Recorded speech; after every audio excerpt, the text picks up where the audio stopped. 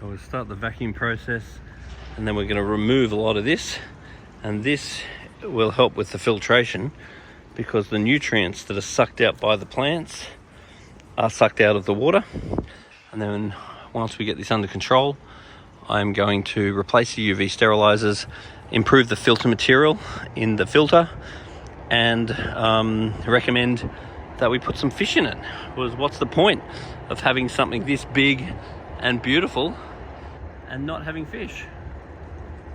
I love fish, and all these people will love their fish. So one thing you're trying to do with a pond is create an environment which is desirable for good bacteria to grow, because a good bacteria will grow and make the water crystal clear. Now you're going to get various nutrients in the pond from any fish and from any residual trees or anything that blows in the pond. Now this nutrient is either going to be a fertilizer and it's going to grow heaps of algae, or it's going to feed good bacteria. And that's why having good water circulation and good oxygen in the water and good filtration is how you're going to grow lots of good bacteria, and you're going to keep the water nice and clean and clear. At the moment we've started disturbing this water. There is not a lot of water flow in here. The CO2 levels are too high, the nutrient levels are too high, and the algae has grown absolutely nuts. So we want to change that environment from being desirable to algae to being desirable for bacteria. So the bacteria is nice and clean and it does not smell. It's nice and healthy, and we have nice crystal clear water.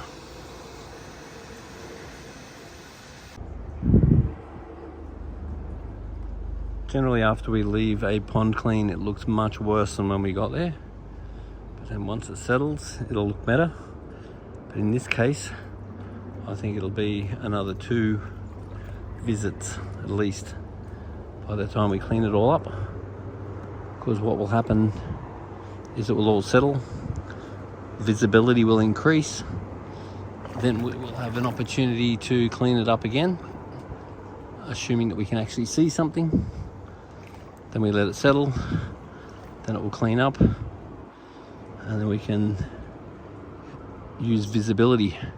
When you're cleaning a pond and everything goes chocolate brown, you literally can't see anything, and it makes cleaning a lot harder. It's like trying to clean your house blindfolded. So we haven't quite figured out if there's an auto top off on here yet, because we feel like the water's gone down a little bit, and we really haven't seen evidence yet of an auto top up working. It would be common for a situation like this to have an auto top off, but we haven't seen the float valve, and we haven't seen where we think the water's actually going into the pond. So that's something we do need to figure out. If there was not an auto top off, then that would cause issues when you're backwashing the filter and with evaporation. So that would be an ongoing thing. So therefore it would need to manually be filled, which is a strange concept because that would take a fair bit of time. And for a pond like this, it's so much better just to have an auto top up. That way there's less chance of you forgetting about the pond getting filled up and flooding the place, which you wouldn't flood the place because that does definitely have a overflow. But don't forget, when you are removing waste from your pond, it is awesome fertilizer for your garden. So once we do this pond up, it'll be an absolute spectacle that all the residents will love. Get to sit up there and look down on the pond.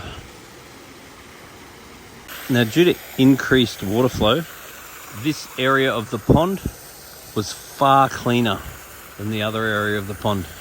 So getting some strategically placed pumps around the other side to flow the water better would really be a good idea, because the amount of sludge and dirt here is significantly less than over there. So what we've done today is remove a massive amount of floating plant, then a massive amount of Java moss and sunken plant. Then we vacuumed a whole bunch of that side. When possible, we'd like to return, vacuum this side. I fear this side will take longer than that side because that side was significantly cleaner than this side. And now that side is cleaner because there's better water flow down there, and also there seems to be less light. At parts of the day this area was a lot more illuminated. The other thing I did find quite interesting is with the aquatic plant, I noticed that the leaves here were very large, whereas at the back the leaves on this, the same salvia sort of looking plant is much smaller. So you do need to be careful with any of these aquatic plants.